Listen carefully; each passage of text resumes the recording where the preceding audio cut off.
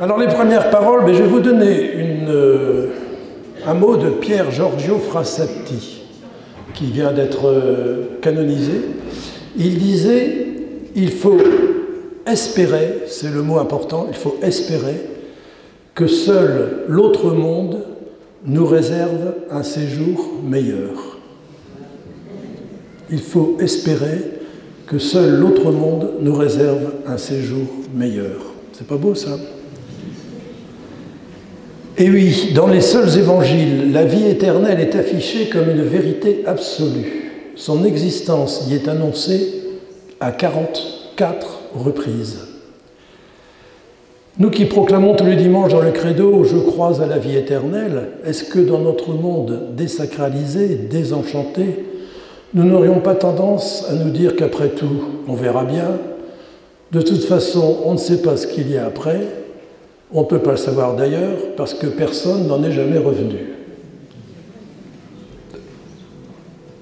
Eh bien, il y en a beaucoup qui en reviennent, de plus en plus. Et pas seulement aujourd'hui, mais depuis longtemps. Ainsi, déjà, au VIe siècle, Grégoire de Tours raconte, dans l'Histoire des Francs, un supérieur de monastère qui deviendra saint Salvius, après avoir été évêque d'Albi. Donc ce supérieur est mort après une grande fièvre et placé en bière. Or, le lendemain matin, alors que les moines préparaient la cérémonie d'obsèques, il s'agita soudain dans son cercueil et se mit à parler, reprochant amèrement à Dieu de l'avoir renvoyé dans notre monde. Refusant de répondre aux questions des moines, il resta 3 jours sans boire ni manger, puis finalement leur dit « Sachez, mes frères, que tout ce que vous voyez dans ce monde n'est rien. Vanité des vanités, tout est vanité. Heureux celui qui mène sur la terre une conduite qui lui fasse mériter de voir la gloire de Dieu au ciel. » Puis après beaucoup d'hésitation, il leur fit quand même le récit complet de son aventure. Il raconte s'être élevé hors de son corps, vers une porte, d'où venait une lumière extraordinairement brillante, puis conduit à travers une grande foule vers Dieu, qui lui apparut sous la forme d'un nuage extrêmement lumineux et qui communiqua avec lui par des paroles qui n'étaient pas humaines, pour lui dire qu'il devait retourner sur terre, continuer son travail, ce qu'il accepta de faire à regret et en pleurant. Extraordinaire. Grégoire de Tours, VIe siècle. Puis il y a eu saint Bède le Vénérable au 8e siècle. Et pendant le Moyen-Âge, vous avez Dante, la Divine Comédie, et Jérôme Bosch, avec l'ascension de l'Empyrée, là, ce tunnel qu'on voit. Par ailleurs, dans l'histoire de l'Église, beaucoup de mystiques ont raconté ce genre d'expérience. Catherine de Sienne, Thérèse d'Avila, Anne-Catherine Emmerich, Sainte Marie de Jésus crucifié, que je connais bien parce qu'elle a vécu à Pau, où j'habite, Georges Faniel, qui est morte en 2002, vous voyez, c'est quand même assez récent. Et puis ça s'est multiplié à partir surtout des années 70 avec l'évolution et l'amélioration des moyens de réanimation. Et le premier qui en a parlé, c'est mon confrère Raymond Moody, il y a exactement 50 ans, en 1975. Et il a écrit donc le livre Princeps, Life After Life, c'est-à-dire la vie après la vie, où il parlait en anglais des NDA, c'est-à-dire des expériences de mort imminente. Maintenant on appelle ça, c'est l'acronyme qui est resté, qui pourrait être d'ailleurs expérience à la frontière de la mort, ou expérience de mort provisoire, ou expérience de mort approchée. Bon, c'est expérience de mort imminente qui est restée, EMI, c'est maintenant admis en France. Alors, ce livre m'avait marqué, déjà à cette époque-là, mais je n'avais pas le temps d'approfondir. J'étais en pleine période d'occupation familiale et professionnelle. Et puis après, j'étais donc le médecin libéral, mais après, je suis arrivé à Lourdes en 98 pour recevoir les déclarations des personnes qui estimaient avoir bénéficié d'une grâce de guérison par l'intercession de Notre-Dame de Lourdes. Et puis il y en a tout d'un coup, 1, 2, puis 3 qui sont venus me dire, moi c'est pas une guérison que j'ai vécue, mais j'étais mort et je suis revenu à la vie. Alors ça m'a intéressé, bien sûr, bon, ils m'ont raconté, et pour la plupart c'était la première fois qu'ils osaient en parler. Parce que c'est toujours difficile de raconter ça, on est pris pour un farfelu. Et donc, puis ils se sont dit le mot et j'en ai eu de plus en plus. Donc je me suis dit, bien, quand je prendrai ma retraite, ce que j'ai fait en 2010, j'essaierai de reprendre tout ce qui a été écrit là-dessus.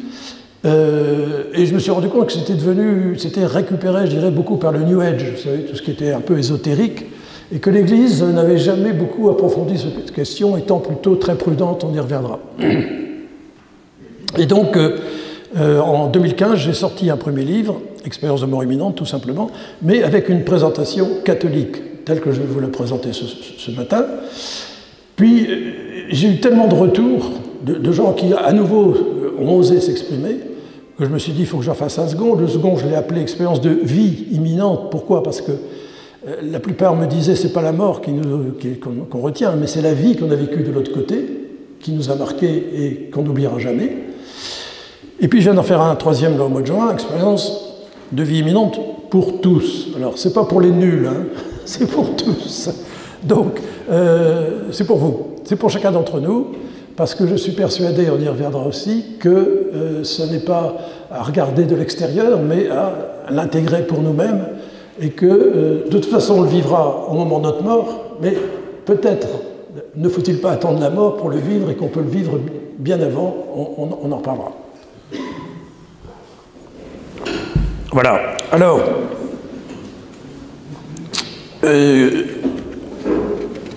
comment ça se passe? Eh bien, en résumé, pour en faire un peu une définition, ce sont des personnes donc, qui, en état de mort clinique et revenues à la vie, témoignent avoir vécu une expérience inoubliable qui les a comme happés vers un ailleurs, un au-delà, qui ne fait pas partie des catégories bien matérielles dans lesquelles on est enfermé aujourd'hui.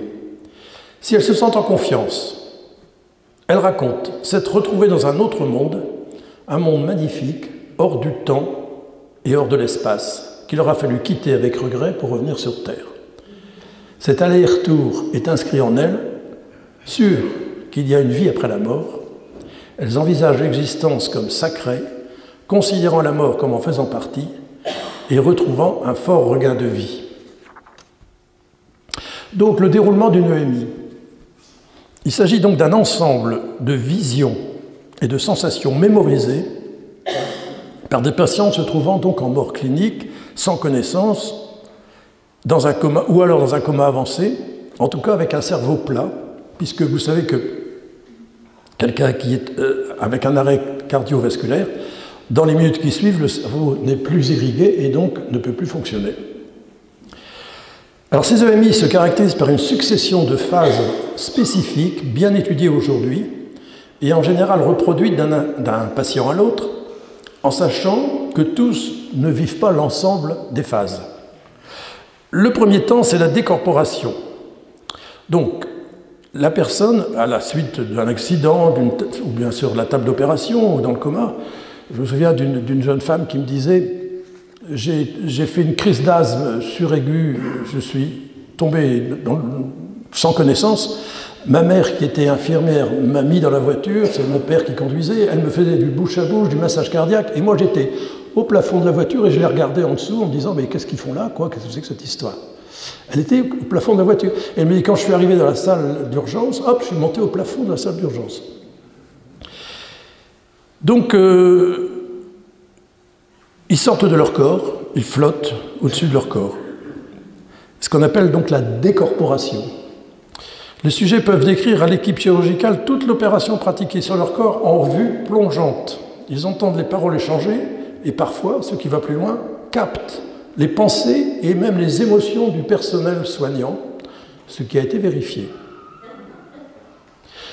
Puis il y a un changement d'état du corps. La personne mourante est libérée de son corps matériel, lourd, compact, opaque, acquérant une conscience et une lucidité renforcées avec des émotions et des sentiments intenses, généralement positifs. On verra que ça peut être aussi négatif éventuellement. En tout cas, retenons ça. Elle peut observer le monde sous tous les angles, à 360 degrés, dans une vision globale dite autoscopique, percevoir une scène simultanément depuis plusieurs points de vue. Elle peut aussi prendre de la distance, traverser les murs et s'éloigner dans l'espace pour voir des objets très éloignés. C'est ce jeune homme qui me disait j'ai fait 600 km pour retourner dans la chambre où j'étais enfant. Et quand j'ai retrouvé ma mère après, je lui ai dit mais pourquoi tu as changé mon lit de place? Elle n'en revenait pas parce que j'ai dit comment tu as su ça? Ben voilà, c'était dans son expérience personnelle, quand il était mort. C'est quand même incroyable. Troisième niveau, ils sont aspirés dans un tunnel à grande vitesse qui va déboucher dans un domaine inconnu, qui n'est pas terrestre. Ils se retrouvent dans un paysage d'une saisissante splendeur, d'une indescriptible beauté, entendant une musique magnifique, ne ressemblant à rien de ce qu'ils ont connu sur Terre. Ils se trouvent donc dans un autre univers céleste, spirituel. Au bout de ce tunnel, 3 événements peuvent arriver. Premièrement, la rencontre d'autres êtres. Le plus souvent, il s'agit d'un proche décédé. La jeune femme dont je vous parlais, elle a rencontré son grand-père. Elle l'appelait Papy. Et elle me disait... Alors, à chaque fois que quelqu'un me raconte son histoire, c'est avec une émotion intense. Beaucoup pleurent tellement. Pour eux, c'est un moment très fort qu'ils ne peuvent pas oublier. Ils y repensent tous les jours, tous les jours, tous les jours. Et donc, elle a rencontré son papy qui lui a dit « Ma fille, c'est pas l'heure, tu retournes. » Et elle dit « Je l'ai bien reconnu et pourtant, il était rajeuni, transfiguré. C'était plus le même homme, mais c'était lui. » Et tous les témoignages que j'ai eus, que ce soit un homme ou une femme, c'est pareil. Donc, ces proches décédés les accueillent avec une infinie bienveillance, mais les renvoient. Alors, vous voyez bien, ce n'est pas un pur esprit, c'est vraiment une personne bien reconnaissable, dotée d'un corps qu'on pourrait dire spirituel, lumineux, glorieux. Bon, ils peuvent aussi rencontrer des êtres spirituels comme des anges. Ils appellent ça des anges, enfin, c'est des silhouettes. Et puis, deuxième temps, à ce niveau-là, c'est la perception d'une lumière blanche, éclatante, dorée, aussi brillante qu'un million de soleils, disent-ils, mais pas du tout aveuglante, très attirante, dans lequel ils distinguent un être de lumière, donc une personne, dégageant, c'est ça surtout qui est incroyable, un amour, il n'y a pas d'adjectif, tellement c'est extraordinaire, un amour, voilà, qu'ils ne peuvent pas connaître sur Terre, un amour ineffable, oui, il n'y a pas de qualificatif tellement c'est incroyable, et qui est à la fois universel et personnel. Bien sûr, les chrétiens désignent cet être comme étant Dieu ou Jésus-Christ, ils ne savent pas trop. Les autres ne lui donnent pas de nom, mais sont absolument subjugués par cet amour impressionnant qui émane de lui et qui les touche profondément. Ils se sont sentis aimés comme jamais auparavant. Et à ce moment-là, le mourant peut percevoir le film de son existence passée en un seul coup d'œil. J'ai eu une petite fille de 12 ans qui m'a raconté ça. Elle a vu son passé de 12 ans. Elle n'a pourtant pas beaucoup de passé. L'être de lumière semble tout connaître de lui, lui posant la question « Qu'as-tu fait de ta vie ?» Avec beaucoup de tendresse, en fait, sans blâme, sans reproche, sans culpabilisation, mais avec en même temps toute l'exigence de l'amour. Il n'y a pas de jugement, vous voyez, mais c'est le sujet qui comprend en quoi il a bien ou mal agi, faisant la vérité sur lui-même, ressentant tout le mal ou tout le bien qu'il a fait aux autres, comme s'il se l'était fait à lui-même. Donc il s'en dégage un sentiment de paix, un état de sérénité, avec une conscience et une lucidité renforcées, dépassant tout ce que l'on peut connaître sur Terre. Comme il nous le raconte, c'est qu'ils sont revenus, bien sûr, et le retour est toujours difficile. Donc, confrontée à une limite, elle revient non sans mal dans son corps, comme une main qui se glisserait dans un gant trop étroit. Et cette réintégration dans le monde des vivants se fait à contre-cœur. Je me souviens d'une femme qui avait eu un accident en allant conduire ses enfants à l'école sur un périphérique, un camion lui rentrait dedans, un autre elle est partie à l'hôpital à Bordeaux en hélicoptère, elle fait une expérience de mort imminente incroyable, elle est revenue à elle, et elle se disait, mais pourquoi je suis revenue à moi, j'étais tellement bien là-bas, mais elle s'est culpabilisée, mais j'étais prête à abandonner mes 4 enfants, quoi. Pour elle, c'était inimaginable. Donc voilà, c'est un retour difficile. D'ailleurs, la plupart du temps, la personne n'ose pas en parler, tellement ça paraît incroyable. Je me souviens aussi d'une personne qui est venue me raconter ça, qui a levé le doigt et dit « Moi, je l'ai vécu. » Et il y avait son médecin à côté qui dit « Mais tu ne me l'as jamais raconté. » Ben non, j'ai pas osé, j'ai pas osé. Et c'est pour ça qu'à Lourdes, moi, comme j'étais là pour écouter les gens, ils sont mis à parler, mais c'est très difficile. Donc, à partir de là, si vous voulez, les conséquences sont quand même assez importantes. On ne peut pas revenir indemne d'une expérience aussi ineffable. Les expérienceurs, comme on les appelle aujourd'hui, sont bouleversés, transformés, marqués à vie, profondément, quelle que soit d'ailleurs leur religion, leur croyance ou leur philosophie intérieure. Cette incursion dans la vraie vie est inscrite en eux. Ils y pensent tous les jours. On ne peut pas leur retirer. Ils parlent souvent d'une nouvelle naissance. Leur vie change, transformée, moins matérialiste, tournée vers le bien. Ils s'engagent pour les autres, avec souvent la notion d'une tâche à réaliser.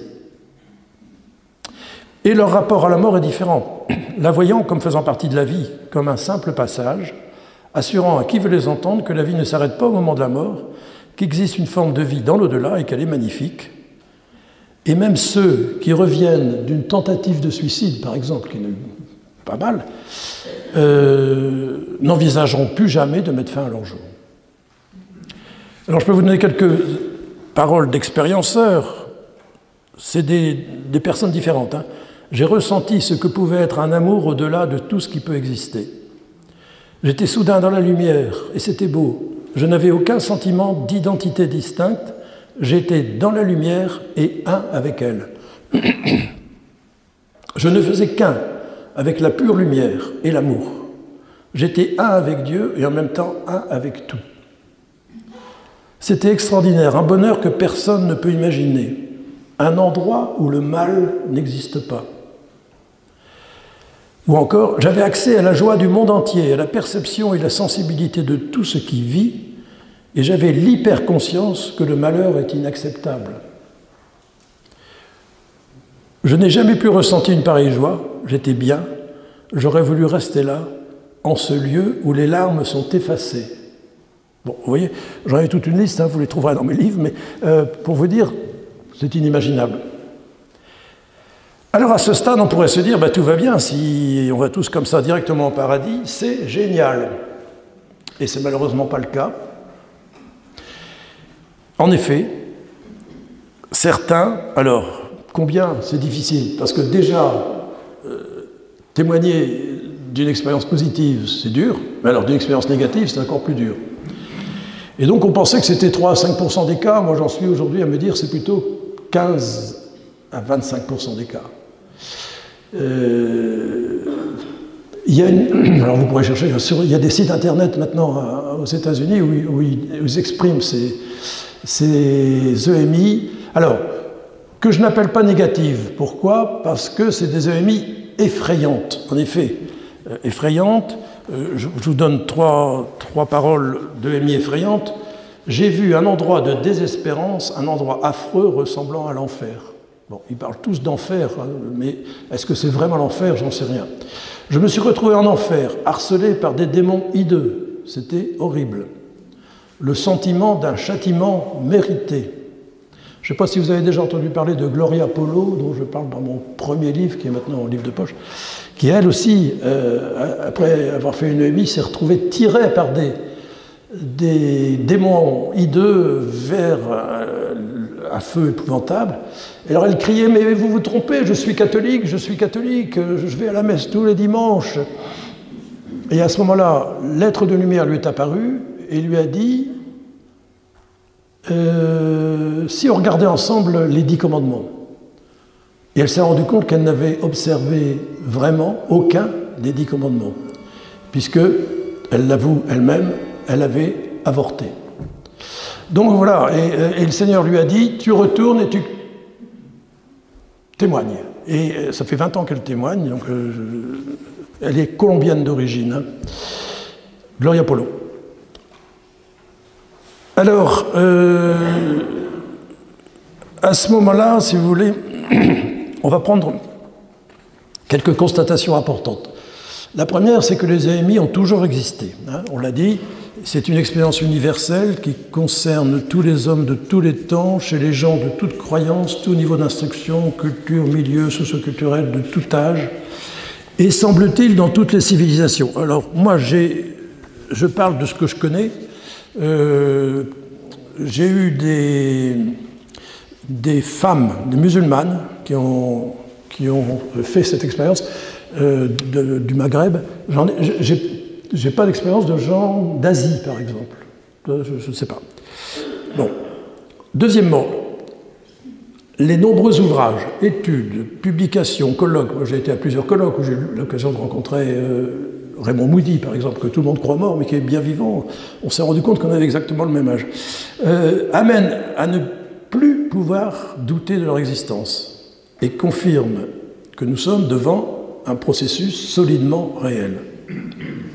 D'ailleurs, il y a des études qui ont été faites, en particulier Geoffrey Long, qui en 1998, qui est un homme de science, créé la Near Death Experience Research Foundation aux USA, avec un site internet pour recueillir le plus grand nombre de témoignages possible à partir d'un formulaire détaillé d'une centaine de questions. Vous voyez, c'est pas de la blague. Hein.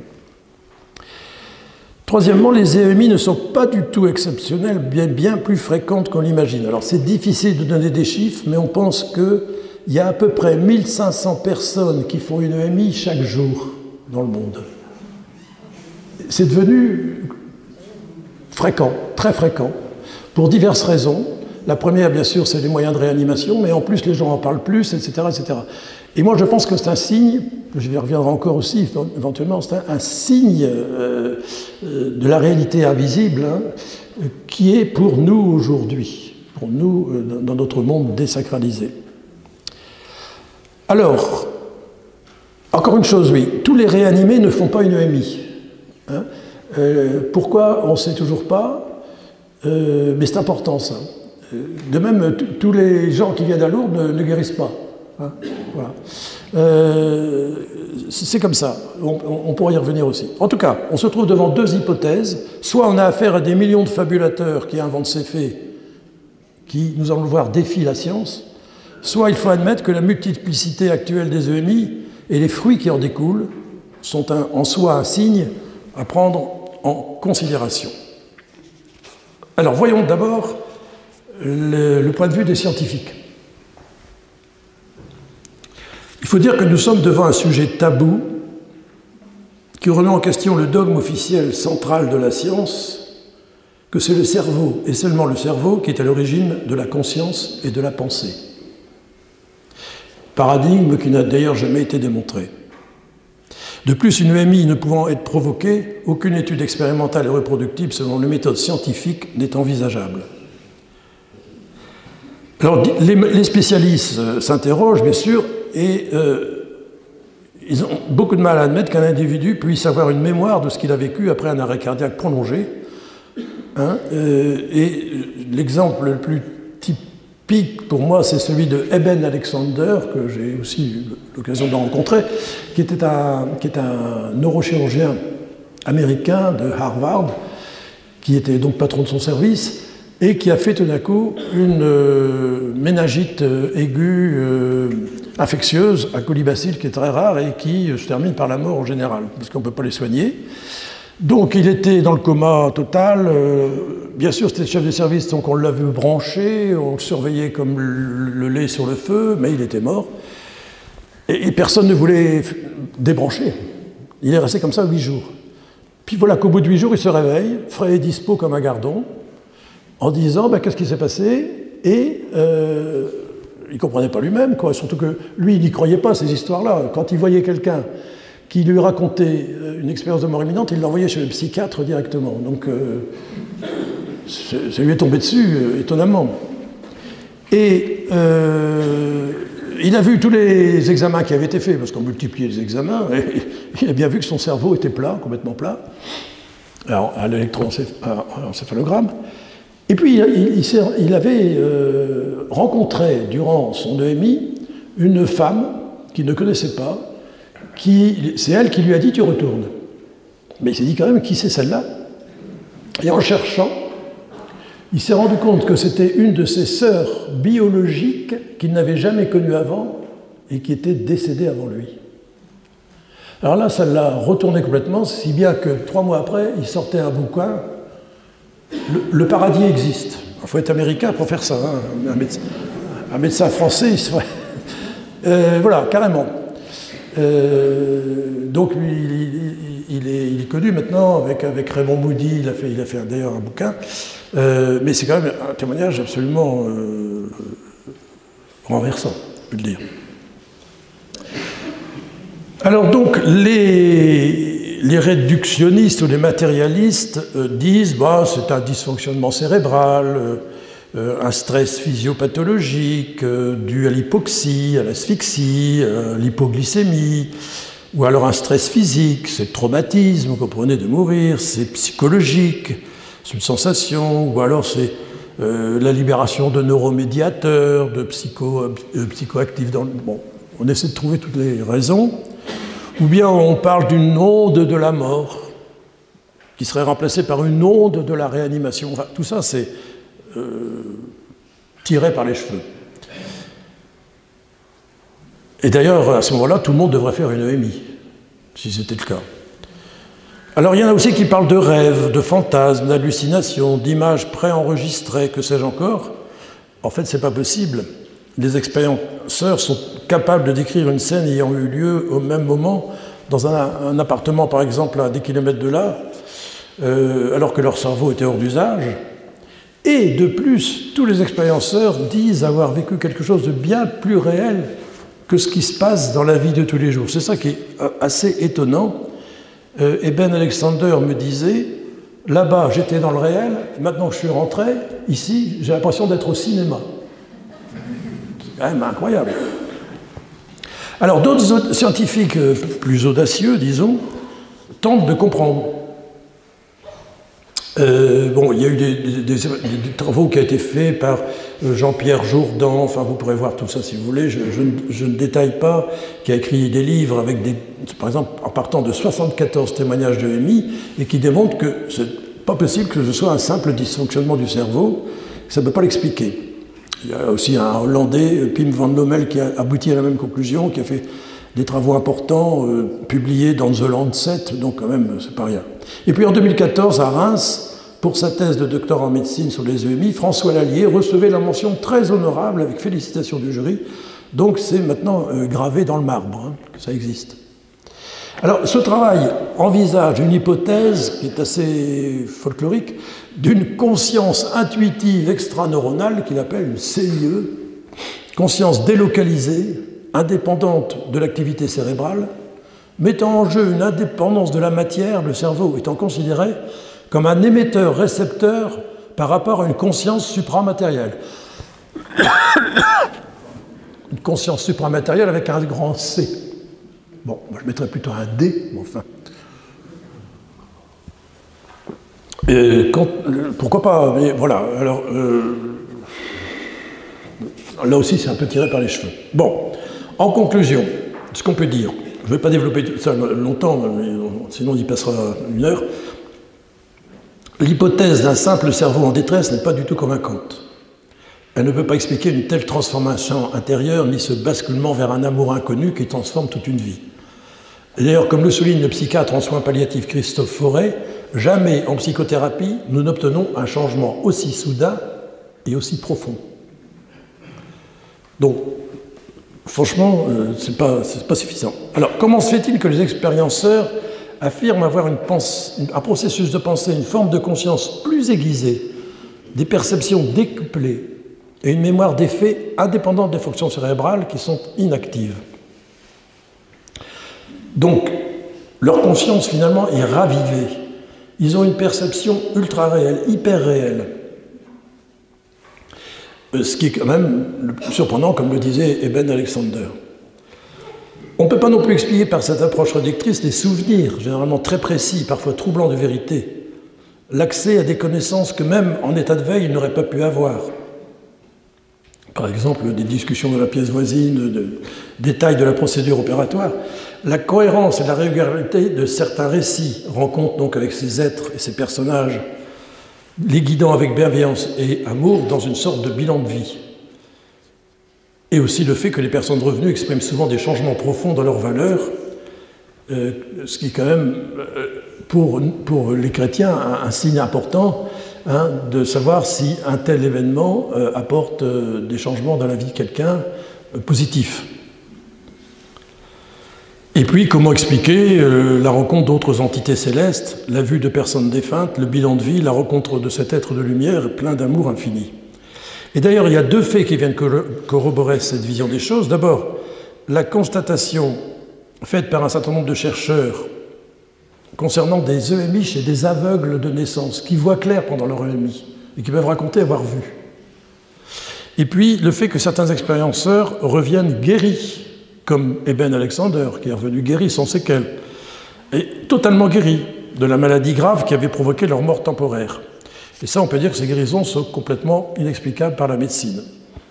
On peut éventuellement parler de miracle, d'ailleurs, parce que moi, je pense que c'est pas possible, on ne peut pas donner d'autres explications. Voilà. Donc, en fait, nous sommes devant un processus qui dépasse toutes les possibilités physiopathologiques. Parce que mélanger un phénomène que la science classique ne veut pas expliquer, dans la mesure où on est aux frontières de la vie et de la mort, du visible et de l'invisible, du matériel et de l'immatériel, du physiologique et du spirituel, vous voyez, avec une intrication qui est quand même pas commode. Alors, pour essayer de comprendre, moi je suis quand même scientifique, j'ai aussi eu besoin de comprendre. En fait, sur le plan des sciences pures, pour l'instant, on n'a rien, malgré tout ce qui peut se dire. J'en lis régulièrement des hypothèses qui sont plus folkloriques qu'autre chose. Mais moi, ce dont je suis sûr, c'est qu'on ne peut comprendre qu'en envisageant d'abord le moment de la mort et ensuite l'existence de l'âme. Alors, le moment de la mort. Quand la mort intervient-elle exactement? En fait, c'est une question complexe, encore débattue, car il faut savoir que la frontière entre vie et mort reste toujours mal connue, mal déterminée. Parce que la mort ne se déroule pas instantanément, c'est un passage, une Pâque, hein, comme on dit, un passage, un processus qui se déroule en plusieurs temps. Alors, le premier temps, c'est la mort clinique, on l'a dit, et il faut savoir que le diagnostic de la mort clinique n'est pas si aisé que ça. Jusqu'au XVIe siècle, par exemple, quelqu'un était considéré comme mort quand il ne bougeait plus, lorsqu'on lui infligeait une stimulation douloureuse, pincement, tape, claque, etc. L'habitude aussi était de croquer l'extrémité du petit doigt. C'est ainsi qu'est apparue l'expression croque-mort, d'accord? Et c'est pas idiot parce que sur l'extrémité du petit doigt, il y a 2 points d'acupuncture du cœur. C'est quand même, ça pouvait les réveiller, on ne sait jamais. À l'époque, il arrivait d'enterrer des gens en état de mort apparente. Au XVIIIe siècle, donc, on a trouvé une méthode pour réduire ce risque, des chambres mortuaires d'attente, appelées obitoires, vous voyez, où le défunt était relié à l'extérieur par une ficelle munie d'une clochette. Il pouvait donner l'alerte en cas de réveil. Ce qui montre bien que ce n'était pas si évident que ça. Alors, au XIXe siècle, le critère retenu par la médecine est l'arrêt respiratoire. Pour confirmer la mort, on plaçait un petit miroir devant la bouche et le nez de la personne, et s'il n'y avait pas de buée, c'est qu'elle était morte. Encore très léger. La frontière évolue encore au XXe siècle, car c'est désormais l'arrêt cardiaque qui conditionne le pronostic. Sauf que on a eu des moyens de réanimer les gens qui avaient un arrêt cardiaque au milieu du XXe siècle. Hein, vous connaissez le massage cardiaque. Moi, quand j'ai fait mes études de médecine dans les années 60, le massage cardiaque, on ne connaissait pas. Encore moins le choc cardiaque ou l'injection d'insuline, etc. Non, pas d'insuline, puisque c'est... Enfin, moi. Donc, voilà, c'est pas suffisant. Donc, à partir de seulement 68, il était décidé que c'était la mort cérébrale ou encéphalique qui était le critère à retenir pour définir la mort légale. Mais pour en être certain, il faut faire un électroencéphalogramme. Et on a défini ça surtout pour les transplantations d'organes, hein, pour être sûr que la personne est vraiment morte, quoi. Ce qui n'est pas si évident que ça, parce que on dit qu'il faut 2 électroencéphalogrammes de 20 minutes à 6 heures d'intervalle. C'est rarement fait, hein. Bon, alors, est-ce que vous croyez que c'est suffisant? Non. Et c'est là qu'on va parler de l'âme. Alors, je suis désolé, ça encore demande un petit peu d'attention. Ça va, jusque-là, vous tenez le coup? Bon. Alors, notre corps, oui, on le connaît, on croit le connaître, hein. Mais il faut parler de l'âme. Et la réalité de l'âme n'est pas évidente. Vous savez que pour la plupart des scientifiques, l'âme n'existe pas, parce qu'on ne peut pas la mettre en évidence par tous les moyens les plus sophistiqués qui existent. C'est pas possible, elle est immatérielle. Donc, il ne faut pas se faire d'illusions. En médecine, on ne parle jamais de l'âme, on la réduit au psychisme. Alors, c'est très bien qu'on ait étudié le psychosomatique, l'inconscient, le subconscient, etc. pendant le XXe siècle, mais on n'a toujours pas abordé la possibilité de cette âme. Et pourtant, on peut quand même se dire qu'elle existe par plusieurs moyens. La biologie, déjà, nous l'a fait découvrir. On sait aujourd'hui, par exemple, que tout corps vivant se renouvelle continuellement, constamment, aussi bien intérieurement au niveau des cellules. 500 000 cellules meurent et se renouvellent chaque seconde dans notre corps, soit 50 milliards de nouvelles cellules par jour. Vous imaginez? Donc, on se renouvelle intérieurement et on se renouvelle extérieurement à longueur de temps, puisque nous avons été zygotes avec 2 cellules, puis embryon, puis fœtus, puis bébé, puis adolescent, puis adulte, puis vieillard. Ce qui ne nous empêche pas que nous sommes bien sûr que nous sommes toujours les mêmes à 7 ans ou à 77 ans, d'accord? Alors qu'est-ce qui fait qu'on est sûr qu'on est toujours les mêmes? Eh bien, c'est bien ce principe de vie qui maintient la continuité du corps vivant. Ce principe de vie, on peut l'appeler comme on veut, mais toute la tradition, depuis Aristote, 4 siècles avant Jésus-Christ, s'appelle l'âme, qui vient de anima, qui veut dire souffle de vie. D'accord? Cette réalité de l'âme, donc intime à chacun de nous, est invisible, immatérielle, indétectable par nos moyens les plus sophistiqués. Voilà. Et puis, l'anthropologie chrétienne, cette fois, va plus loin, parce qu'elle reconnaît que tout vivant a une âme, même les animaux, sinon ils ne seraient pas vivants. Mais la spécificité de l'âme humaine, c'est qu'elle est spirituelle, qu'elle est créée par Dieu, qu'elle nous est donnée à la conception. Et qu'on a une seule âme qui sera notre âme définitivement. Elle est capable, capax Dei, on dit donc capable d'une relation avec Dieu, parce que créée à son image. Insufflée immédiatement par Dieu à notre conception, à l'origine de notre personne, dans un projet d'amour qui nous amènera à notre divinisation à la fin des temps. Alors elle se manifeste à travers la réalité de notre existence. Tous les jours, nous posons des actes qui sont bien plus que le résultat de déterminisme matériel. Actes d'intelligence, de volonté, de liberté, d'amour, d'abnégation, de sacrifice, de renoncement à notre égoïsme, de don de nous-mêmes. C'est le mystère de la personne humaine, avec son ouverture à la vérité et à la beauté, au sens du bien moral. Là, c'est la conscience morale, à ne pas confondre avec la conscience en général. Sa liberté, notre liberté, et notre inspiration à l'infini et au bonheur. Donc tout vivant est corps et âme, indissociable, et étonnamment c'est l'âme qui est immuable et le corps qui change sans arrêt. Donc on pourrait dire que c'est le corps qui fait partie de l'âme et non l'âme qui fait partie du corps, de certaine façon. Mais quoi qu'il en soit, le corps et l'âme ne font qu'un. L'âme ne portera pas plusieurs corps différents et le corps n'est pas une enveloppe interchangeable. Et forcément, leur séparation est difficile. On pourrait dire contre nature. qui, vous le savez pour vous chrétiens, est due au péché. Adam et Ève avaient été créés immortels. Alors, comment se fait-il qu'après la mort clinique dûment constatée, le corps devient une dépouille froide, rigide, qui se décompose, se désagrège, et n'est plus un corps mais un cadavre? Ben justement, il se passe un événement fondamental qui est difficilement détectable, mais j'ai encore eu quelqu'un hier soir qui m'a dit qu'elle avait accompagné beaucoup de mourants, et elle dit, il y a un moment où on le voit, on le sent, la séparation de l'âme et du corps, le principe de vie disparaît, faisant éclater notre unité ontologique. Donc cette fin de vie est vraiment un séisme, un déchirement, une scission laborieuse, pénible, entre ce principe de vie immuable qu'est l'âme et ce corps physique terrestre. Cette rupture aboutit à ce qu'on appelle la mort métaphysique, qui est, à partir de là, définitive et irrémédiable. Et cette dissociation, ce détachement peut prendre du temps, même après la mort cérébrale.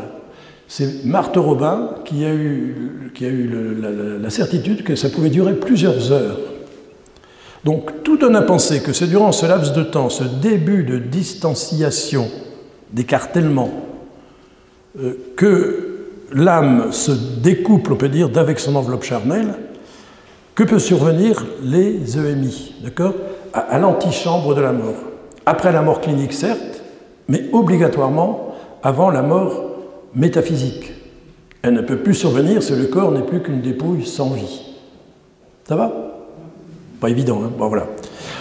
Et c'est seulement après qu'on aboutira à la mort biologique, hein, où le corps physique matériel fait de chair et d'os va se désagréger, se décomposer et pourra être mis en terre ou incinéré. Alors le point de vue religieux maintenant. Rassurez-vous, on a bientôt fini. Il reste plus que petit.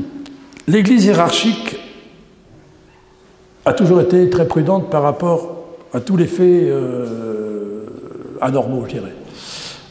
Déjà les miracles, hein, vous savez qu'il n'y a que 72 miracles aujourd'hui reconnus à la Lourdes sur les plus de 7500 déclarés. Donc vous voyez, c'est moins d'un miracle sur 100 guérisons déclarées. Ce qui montre combien l'Église est prudente. Hein.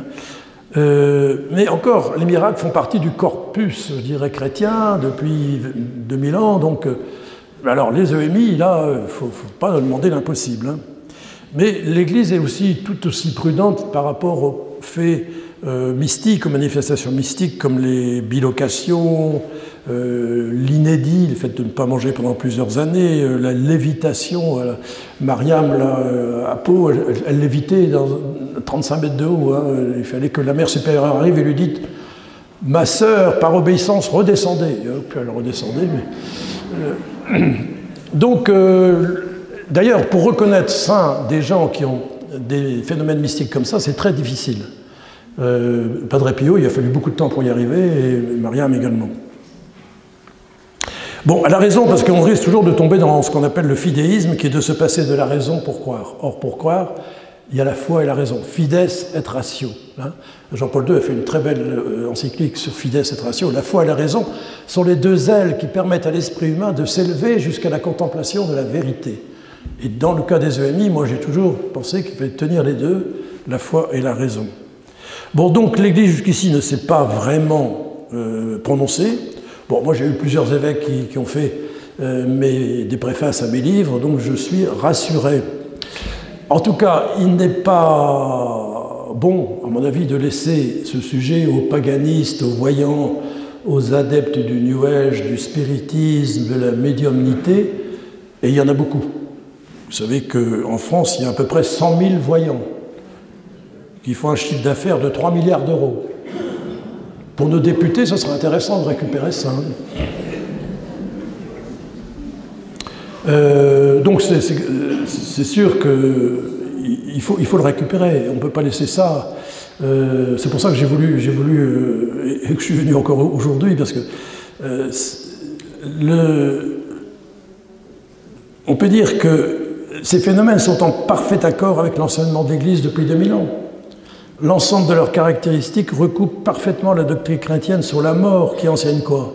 relisons le catéchisme de l'Église catholique, l'existence de la vie éternelle, la séparation de l'âme et du corps, l'immortalité de l'âme, l'existence d'un enfer, la communion des saints et le jugement particulier à la mort de chacun. Donc, chacun d'entre nous, nous aurons un jugement particulier au moment de notre mort. Et qui plus est, inversement, les EMI apportent une confirmation que l'âme humaine, par rapport à l'âme animale, est habitée au plus profond par cette autre dimension qui peut la faire accéder à cette autre réalité d'ordre spirituel. Alors certes, on n'a pas besoin des EMI pour croire, je suis bien d'accord, de même qu'on n'a pas besoin des miracles de Lourdes, hein, on n'est pas obligé d'y croire. Les Écritures et toute la tradition suffisent, mais ce serait quand même dommage de ne pas prendre en considération ces faits, qui sont des signes actuels, qui viennent corroborer ce qui est exprimé dans le credo, et qui touchent des gens comme vous, qui venez régulièrement peut-être à l'Église, mais aussi des gens très éloignés de l'Église, j'en ai des exemples tout le temps. Et c'est Monseigneur Léonard, évêque émérite de Malines-Bruxelles, qui résume avec concision: les EMI reprennent de manière précise et détaillée l'ensemble des thèmes traditionnels qui sont présents dans la doctrine chrétienne, au centre de laquelle il est affirmé que Dieu est amour. Et je pense que s'il y a une chose à retenir, c'est ça, Dieu est amour. Avant de conclure, je vais vous donner un autre témoignage, celui de Fabienne. Fabienne Raoul, alors je lui dis son nom parce qu'elle a écrit de toute façon déjà son histoire dans un deuxième livre, et je suis en rapport avec elle régulièrement, comme tous les expérienceurs qui m'ont raconté leur histoire. Donc Fabienne, c'était une intellectuelle qui travaillait dans une grande entreprise depuis 15 ans comme dans l'engineering nucléaire à Saclay. Vous voyez, c'était pas n'importe qui. Et donc, le 10 février 2004, sur son lieu de travail, elle tombe brutalement en arrière, raide, inconsciente, inanimée. En fait, elle venait de faire un malaise cardiaque dû à une valvulopathie avec arythmie qui a été diagnostiquée après seulement. Alors, un collègue qui était à côté d'elle lui fait un massage cardiaque, elle revient à elle assez vite. Elle pense 1 à 3 minutes, pas plus. Mais dans ce temps-là, alors, il y en a qui me disent, mais ça dure combien de temps une EMI? On ne sait pas. On peut faire une EMI en 1 minute, comme il faut quelquefois 8 jours. En tout cas, pendant cette minute qui lui paraît être une éternité, elle se retrouve en un instant dans une autre réalité. Là, dit-elle, tout n'est que lumière blanche et pure. Et il n'y a aucune limite à cet espace. Alors elle se dit, ça y est, je suis morte, tout en restant sereine, me dit-elle. Je ne ressentais aucune peur, ni aucun regret, laissant pourtant tout derrière moi, famille, amis, travail, vie, etc. C'était tellement bon, tellement doux. Face à moi, des hommes et des femmes m'accueillaient, disposés en arc de cercle. En fait, ils ne sont pas composés de manière compacte comme nous, ils sont faits de lumière. Ce sont des formes, des silhouettes humaines dont les contours sont flous. Ils portent de longs habits, donc quand même comme des toges. Au centre se trouvait un homme plus charismatique. Ils m'attendent. J'ai l'impression de revenir à la maison, tout simplement. Je ne les connais pas a priori, mais j'ai une grande confiance en eux. Mais eux me connaissent et m'accueillent avec une grande bienveillance comme un être vivant et sans jugement. Je ressens leur amour inconditionnel au plus profond de moi. Rien ne passe par la parole, mais par le ressenti. Je suis dans un état de félicité, de grande joie. Elle continue, « Il m'est impossible encore aujourd'hui de décrire ce sentiment qui est difficile de vivre sur Terre. Les mots seuls ne suffisent pas à raconter ce que j'ai vécu à ce moment-là. État que je n'ai jamais moi-même expérimenté, que ce soit dans un état amoureux ou dans les relations d'amour au sens large du terme. Le terme extase serait, me semble-t-il, plus adéquat pour faire percevoir, toucher du doigt et imaginer ce que j'ai pu vivre et éprouver dans ce moment de lâcher-prise et de plénitude. J'entendais aussi une musique très pure, très belle, que je n'avais jamais entendue auparavant, plus belle que la musique classique, aérienne, céleste.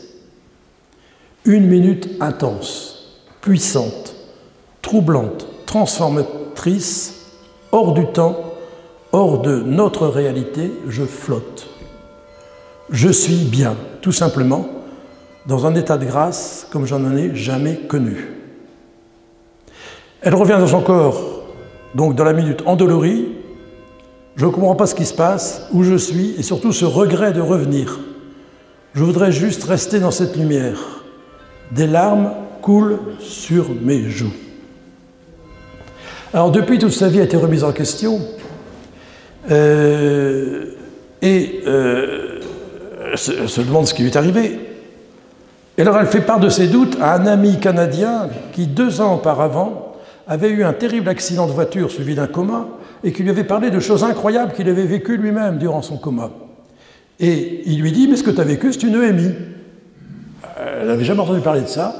Puis elle tombe sur mon livre, mon premier livre, elle m'appelle et je lui donne rendez-vous à Lourdes.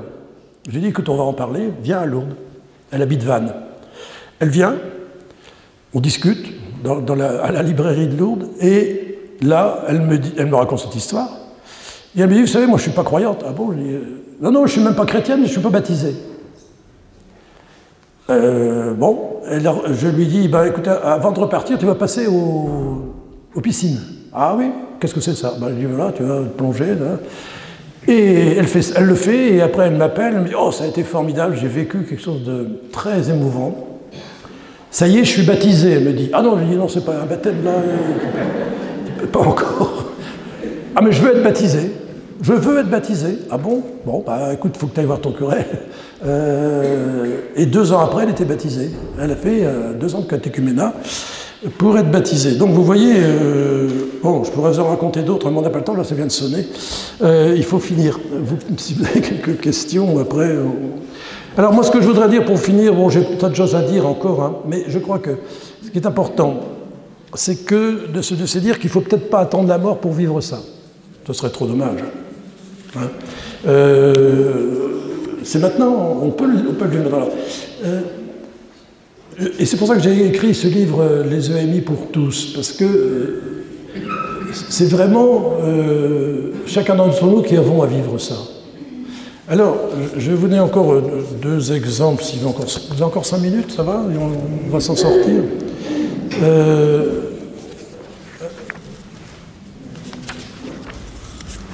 On peut le vivre aujourd'hui, et c'est de plus en plus fréquent, et c'est pour ça que c'est intéressant, en dehors de la mort. J'ai 2 exemples là, que je vais retrouver bientôt. L'exemple de Jean-Luc Caliel, qui a écrit un livre du GIGN à la foi. Alors, c'est pas un enfant de cœur, hein. Il a été chef de groupe du GIGN ayant dirigé en 1994 le commando et a repris l'Airbus d'Air France, hein, sur le tarmac de Marignane. Un beau jour, il vit ce qu'il appellera une divine connexion. Il dit avoir été saisi par l'amour comme pulvérisé de bonheur. Le temps se fige, il fond en larmes, s'avère incapable de répondre aux questions de son épouse à côté de lui. J'ai été comme prise en otage par un amour bienveillant qui répondait à tous mes besoins, connaissant tout de moi jusqu'au plus intime de mes cellules, relate l'homme les yeux embués. Je ne dis pas que je t'aime, je te montre combien je t'aime comme tu es, entend-il en esprit. Bon, ça lui est arrivé, il ne s'y attendait pas. En tout cas, il n'a pas pu garder son expérience pour lui. Et puis, un autre témoignage. J'ai reçu dernièrement un livret d'une dame de 61 ans qui avait eu une telle expérience. Un livret de 15 pages, oui, alors je vous le résume en 15 lignes. C'était il y a 25 ans. Au cours d'une journée comme les autres, me raconte-t-elle, entourée de mes 4 enfants, je m'octroyais un moment de détente en écoutant de la musique. Il était 15 heures au réveil. Puis je me suis retrouvé d'un seul coup dans un endroit céleste. Il y avait une immense porte avec derrière des pas qui s'approchaient, et plus ils s'approchaient, plus une lumière avançait et petit à petit envahissait le parvis. Elle semblait vivante et de toutes les couleurs. Je ressentis la joie que l'être céleste percevait à l'idée d'ouvrir les immenses portes pour m'accueillir. Je m'entendis dire en pensée « Non, pas maintenant, je ne veux pas mourir, je ne suis pas prête ». J'ai été désolé alors d'avoir coupé la joie de cet être de lumière. C'est une impression qui me reste encore après 25 ans, comme si je revivais cet instant. Puis, je me retrouvais consciente sur mon divan, il était toujours 15 heures au réveil. Donc, c'était instantané. Je me rends compte que depuis cette expérience, ma vie est accompagnée d'effets que je qualifierais de grâce céleste, comme une suite de l'amour de Dieu, une touche consolatrice sur ma vie de souffrance, et je l'en remercie tellement. C'est pourquoi il m'est plus facile de vous convier à vous qui connaissez ça, et à personne d'autre. Les changements profonds intérieurs et les grâces d'accompagnement qui ont suivi cette expérience, mon âme était comme réveillée et cherchait en tous sens la compréhension et le chemin spirituel qui comblerait ma soif. Bon, je ne vais pas plus loin, il y en a encore... Voilà, moi je crois que nous sommes, vous savez, aujourd'hui dans la fin des temps, il ne faut pas rêver quand on voit tout ce qui se passe, et en particulier les apparitions de la Vierge Marie, dont je suis particulièrement sensible. À Lourdes, il n'y a pas eu de manifestations prophétiques, je dirais, mais il y en a eu beaucoup, que ce soit à Fatima, à Akita au Japon, ou alors à Garabandal, je ne sais pas si vous connaissez, moi je connais bien parce que c'est à 4h30 de là où j'habite, et dans les années 60, pendant le concile, donc c'est pas anodin, la Vierge est apparue plus de 2000 fois à 4 jeunes filles, et elle leur a dit, vous allez vivre tous dans le monde une illumination des consciences ou un avertissement. Et moi je crois que c'est ça les EMI, c'est soit l'illumination des consciences, je dirais pour ceux qui sont en état de grâce, ou l'avertissement, donc les EMI négatives, enfin, si on veut, pour ceux qui ne le sont pas. Et je pense que cette annonce de la Vierge Marie il y a 60 ans, ben c'est pour nous aujourd'hui. Donc, prenons-en acte. Alors, je terminerai par un témoignage personnel, puisque moi-même j'ai vécu ça, pas une EMI justement, mais avec mon épouse, on s'est mariés en 68, vous voyez. Après, on a cherché, on s'est dit que c'est pas possible, tout ce qu'on entend, tout ce qu'on voit, enfin c'est... Et en 74, à la Toussaint, donc il y a exactement 51 ans, on a eu une expérience à deux, ensemble, d'une effusion d'Esprit Saint extrêmement forte qui nous a comblés de joie et d'amour du Seigneur pour nous. On était dans deux dortoirs différents, le garçon d'un côté, les filles de l'autre, et on n'a pas dormi de la nuit après, et le lendemain on s'est dit mais qu'est-ce qui nous est arrivé quoi. Et en fait, on ne peut pas ne pas y repenser tous les jours, tellement pour nous ça a été un avant et un après. Et voilà, c'est pour ça que je suis content de vous en parler, de vous donner mon expérience aussi. Et maintenant je suis prêt à répondre à vos questions, si vous en avez. Merci de votre attention, hein. C'est pas facile. Hein.